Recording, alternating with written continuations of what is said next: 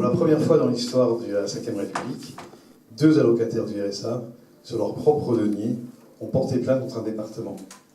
Et il se trouve que ces 2 allocataires du RSA qui se sont battus contre tout le monde ont gagné. Et ce qui prouve bien que les allocataires du RSA, quand ils veulent, ils peuvent. C'est qu'on n'arrive pas dans le RSA par hasard. Et si on est dans le RSA, c'est parce qu'on a eu un accident de vie. Et que cet accident de vie nous a détruits. Mais pourquoi je dis que je m'enquiquine pour défendre les droits? Parce que de toute façon, on n'y arrivera jamais.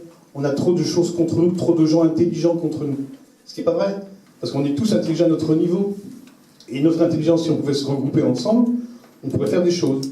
Être au RSA, c'est pas une fatalité. Nous, ce qu'on veut, c'est une vie décente. Et puis en plus, la lâcheté des politiques, c'est qu'en nous mélangeant toutes les pauvretés ensemble, ils nous montent les uns contre les autres.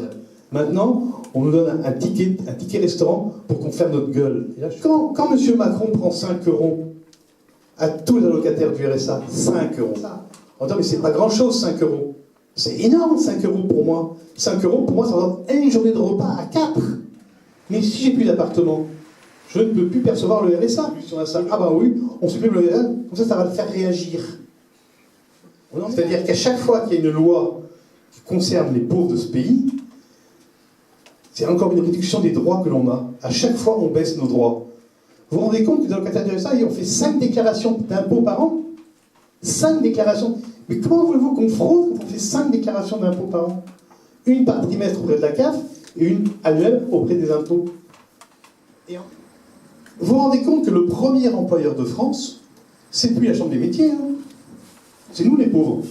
Et aujourd'hui, on est quand même 8 millions de gens en France qui vivent sous le seuil de pauvreté. Donc, de façon délibérée, la puissance publique organise le non-recours et le non-information des citoyens de leurs droits. On dirait, sur le papier, on dit à la société, les gens dans les difficultés sont aidés. La pratique et les logiques comptables et l'accumulation des démarches implicites font que non. Et le nœud de tout ça est très simple. C'est qu'à peu près dans l'ensemble des dispositifs qui parlent de ça, les gens concernés ne sont pas là.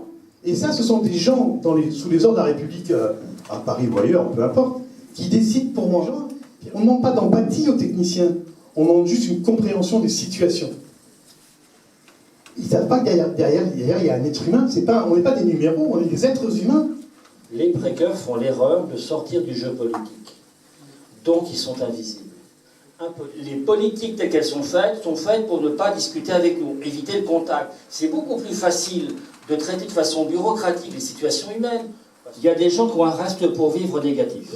Les gens savent tous très bien ce qu'ils doivent et à qui ils ne peuvent pas. Donc ils passent leur temps à arbitrer entre ce qu'ils payent et ce qu'ils ne payent pas. Et l'arbitrage se fait sur l'alimentation et la santé. Parce que pour rester hors de l'eau, il faut garder le logement. Le nombre de gens chez nous qui, parce qu'ils payent leur loyer, ne peuvent pas manger, ne préfèrent ne pas manger, ne pas se soigner. On a le cas d'un d'entre nous qui a le cancer. Il a été radié du RSA. Ça faisait 4 mois qu'il était à l'hôpital.